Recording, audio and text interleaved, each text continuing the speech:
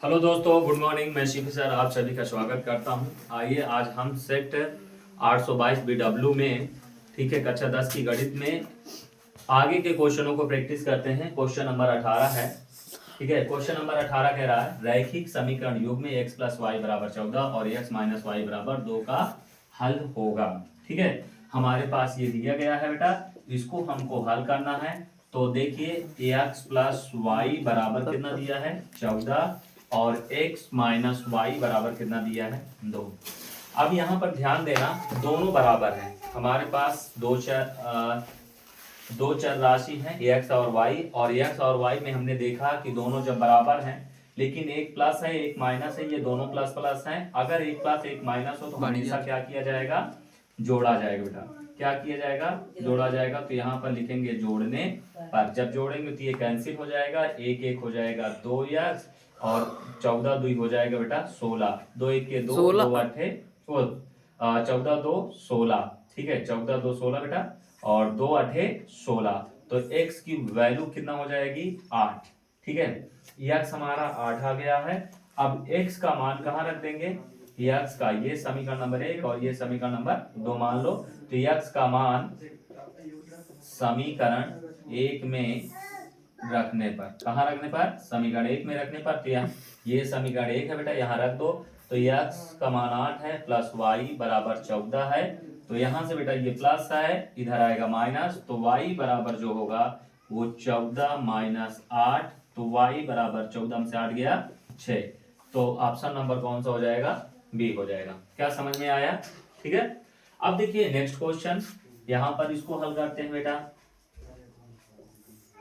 ये कह रहा यदि द्विघात समीकरण के x² + 2 √x + 3 = 0 के मूल समान है तो k का मान होगा। हमें जो दिया गया है बेटा वो दिया गया है द्विघात, ध्यान देना, द्विघात समीकरण। ठीक है, द्विघात समीकरण है के x² + 2 √6x + 3 = 0। इसकी तुलना हम द्विघात समीकरण के स्टैंडर्ड फॉर्म से करेंगे। तो होता है ये ax² + bx और प्लस c बराबर 0 से तुलना करने पर। ठीक है, क्या करने पर, तुलना करने पर। अब यहाँ से a का मान क्या हो जाएगा बेटा a, और b का मान क्या हो जाएगा 2 √6, और c का मान क्या हो जाएगा 3। ठीक है, अब यहाँ से जब मूल समान हो तब b² - 4ac बराबर क्या होता है 0। ठीक है, ये होता है b² - 4ac बराबर 0। तो अब यहां से देख लेते हैं बेटा।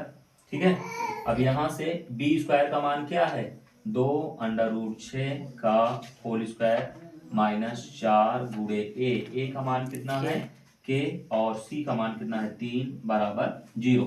तो 2 का स्क्वायर बेटा 2 दूना 4, √6 का स्क्वायर 6 -4 3 12 के बराबर 0, माइनस इधर आएगा प्लस 6 चौको 24 बराबर ये आ जाएगा 12 के, तो 12 के 12, 12 दूना 24। तो के बराबर कितना हो गया 2। के का मान कितना हो जाएगा 2। तो ऑप्शन नंबर कौन सा होगा बेटा, सी होगा। ठीक है, यहां तक समझ में आया। अब यहां से नेक्स्ट क्वेश्चन समझते हैं। ठीक है, नेक्स्ट क्वेश्चन है हमारा, ध्यान दीजिए एपी दिया है।